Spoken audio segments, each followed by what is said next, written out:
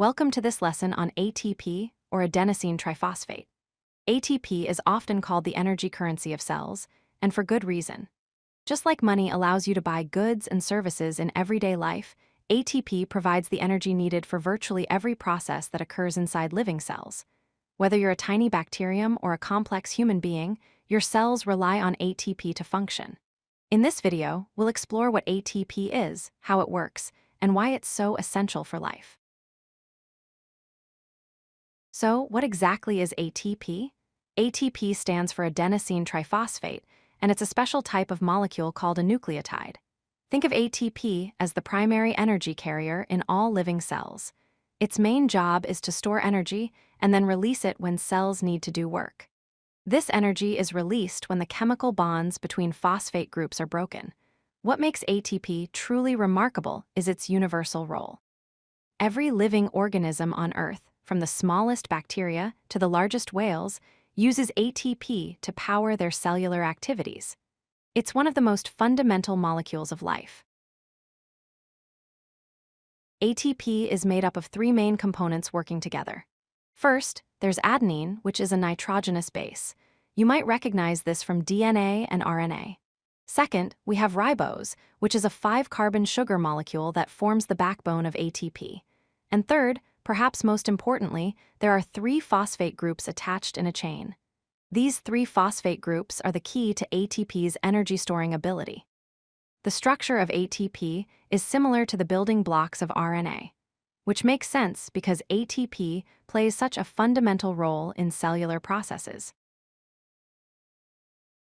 The phosphate groups in ATP are connected by special bonds that store significant amounts of chemical energy. We often represent these high-energy bonds with a squiggle symbol, like this. Adenosine tilde P tilde P tilde P. These bonds are sometimes called high-energy phosphate bonds because breaking them releases a substantial amount of energy. Specifically, when the terminal phosphate bond is broken, it releases approximately 7.3 kilocalories per mole of energy. This might not sound like much, but it's exactly the right amount of energy for most cellular processes. It's like having perfectly sized batteries for all your cell's energy needs. The process of releasing energy from ATP is called hydrolysis. In this reaction, ATP reacts with water, and the terminal phosphate group is cleaved off. The equation looks like this. ATP plus water yields AD plus inorganic phosphate plus energy. AD stands for adenosine diphosphate, which means it has only 2 phosphate groups instead of 3. The released inorganic phosphate, often abbreviated as P sub I, is a free phosphate molecule.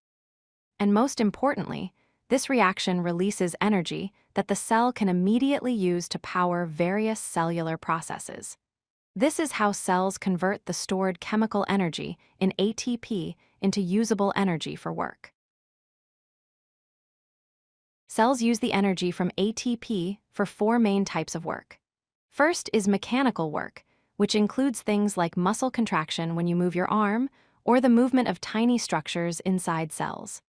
Second is transport work, where ATP powers active transport processes that move substances across cell membranes against their concentration gradients. Third is chemical work, which involves using ATP energy to build larger molecules from smaller ones, like assembling proteins from amino acids or synthesizing DNA. And fourth is heat production, which helps maintain your body temperature. Essentially, almost every energy-requiring process in your cells depends on ATP. Cells produce ATP through several different pathways, with varying efficiency. The most efficient is cellular respiration, which is the aerobic breakdown of glucose that occurs in the mitochondria. This process can produce approximately 36 ATP molecules from a single glucose molecule. Then there's fermentation, which is an anaerobic process that breaks down glucose in the cytoplasm without oxygen. Fermentation produces only 2 ATP molecules per glucose, making it much less efficient, but it's useful when oxygen is scarce. Finally, photosynthetic organisms like plants produce ATP during photosynthesis, converting light energy into chemical energy. The amount of ATP produced varies depending on light conditions and other factors. ATP and ADP exist in a continuous cycle within your cells. When ATP undergoes hydrolysis, energy is released and ATP is converted into ADP plus inorganic phosphate. This is the energy-releasing direction of the cycle. But cells don't just use up all their ATP and stop functioning. Instead, they constantly regenerate ATP from ADP and phosphate through a process called phosphorylation. This requires energy input, which comes from breaking down nutrients like glucose.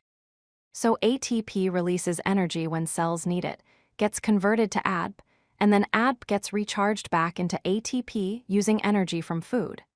This cycle happens continuously, thousands of times per day for each ATP molecule. Here are some fascinating facts about ATP in your body. Your body produces and uses approximately 50 kilograms of ATP every single day. That's roughly equal to your body weight. However, at any given moment, you only have about 250 grams of ATP in your entire body. How is this possible? It's because ATP is recycled incredibly quickly. Each ATP molecule is recycled between 500 and 700 times per day. On a cellular level, each of your cells uses about 10 million ATP molecules every second. This constant production, use, and recycling of ATP demonstrates just how central this molecule is to keeping you alive and functioning. Let's recap the most important points about ATP. First, ATP is the universal energy currency used by all living cells, from bacteria to humans. Second, energy is released through hydrolysis of the terminal phosphate bonds, converting ATP to ADP and releasing energy that cells can use immediately. Third, ATP powers three main types of cellular work: mechanical work like muscle contraction, transport work like moving substances across membranes, and chemical work like building proteins and other molecules.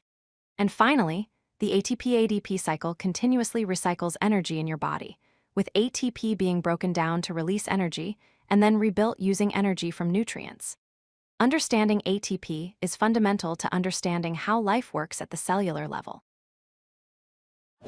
If you like this video, hit that like button and don't forget to subscribe. Visit codelucky.com for more such useful content.